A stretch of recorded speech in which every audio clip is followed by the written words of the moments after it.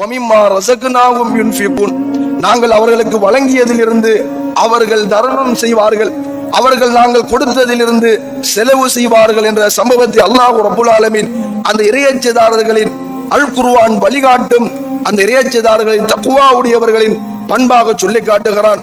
நாங்கள் இஸ்லாமிய சஹாபாக்களின் வரலாற்றை பார்க்கிறோம்.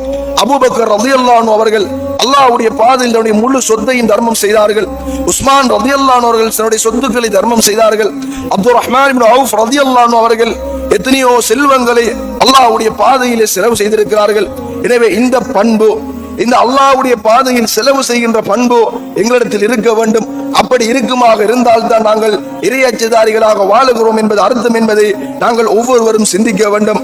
அல்லாஹ் ரப்பல் ஆலமீன் அடுத்ததாக சொல்லுகின்ற போது, வல்லதீன யுமினூன பிமா உன்சில இலைக்க வமா உன்சில மின் கப்லிக், நபியே, இந்த இறையச்சதாரிகள் அல் குர்ஆன் வழிகாட்டுமே தக்வாதாரர்கள், அவர்கள் உங்களுக்கு அனுப்பப்பட்ட வேதத்தையும் உங்களுக்கு முன்னால் கொடுக்கப்பட்ட, உங்களுக்கு முன்னால் வந்த நபிமார்களுக்கு கொடுக்கப்பட்டதையும் அவர்கள் ஈமான் கொள்ளுவார்கள் என்று சொல்லிவிட்டு அல்லாஹ் மிக முக்கியமான ஒரு விடயத்தை அடுத்ததாக சொல்லி காட்டுகிறான். அல்லாஹ் அடுத்து மிக முக்கியமான ஒரு விடயத்தை சொல்லுகின்ற போது, வபிலாஹிரத்திஹும் யூகினூன், அவர்கள் நாளை மறுமையை உறுதியாக நம்பியிருப்பார்கள்.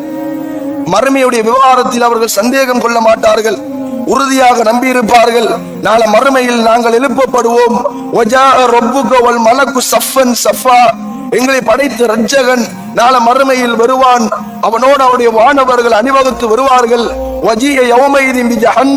நாளை மறுமையில் நரகம் கொண்டு வரப்படும் என்ற செய்திகளை எல்லாம் அவர்கள் உறுதியாக நம்பி இந்த உலகத்திலே வாழுவார்கள் என்று சொல்லிவிட்டு அல்லாஹ் ரப்பல் ஆலமீன் இந்த பண்புகள் யாரிடத்தில் இந்த உலகத்தில் இருக்குகிறதோ உலாயிக அலா ஹுதம் மிர் ரப்பிஹிம் வ உலாயிக ஹுமுல் முஃப்லிஹூன், அவர்கள்தான் அல்லாஹ்விடத்தில் இருந்து வந்த நேர்வழியிலே வாழுகிறார்கள்.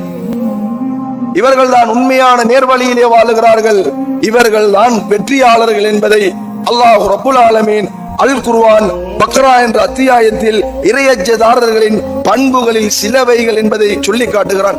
எனவே அருமைக்குரிய இஸ்லாமிய சகோதரர்களே, அல்லாஹ்வின் நல்லடியார்களே, இந்த பண்புகள், இந்த இறையச்சதாரர்களுக்குரிய தன்மைகள் எங்களிடத்தில் இல்லை என்றிருந்தால் எங்களுடைய உள்ளத்தில் நோய்கள், எங்களுடைய உள்ளத்தில் அழுக்குகள் இருப்பது என்பது அர்த்தம் அன்பார்ந்த சகோதரர்களே. எனவே நாங்கள் உள்ளத்தை பரிசுத்தப்படுத்தினால், உள்ளத்தை நாங்கள் சரியாக சீர் செய்வோமாக இருந்தால் அல்லாஹ் ரப்பல் ஆலமீன் சொல்லுகின்ற கத் அஃப்லஹ மன் ஸக்காஹா, யார் உள்ளத்தை பரிசுத்தப்படுத்துகிறார்களோ அவர்கள் தான் வெற்றியாளர்கள் என்று சொல்லுகின்ற பண்பாட்டுடையவர்களில் நானும் நீங்களும் மாறுவோம். ஏன் நாங்கள் எங்களுடைய உள்ளங்களை பரிசுத்தப்படுத்த வேண்டும், ஏன் நாங்கள் இறையச்சதாரிகளாக வாழ வேண்டும் என்றால், அல்லாஹ் ரப்பல் ஆலமீன் இந்த உலகத்தில் எங்களுக்கு அவ்வளவு நியமத்துக்களை தந்திருக்கிறான். அல்லாஹ் எங்களுக்கு அவ்வளவு அருட்கொடைகளை தந்திருக்கிறான். அவ்வளவு அருட்கொடைகளை பெற்று வாழுகின்ற நாங்கள் உண்மையிலே அல்லாஹ்வுக்கு நல்லவர்களாக வாழ வேண்டிய கடமை எங்கள் ஒவ்வொருவருக்கும் இருக்குகிறது.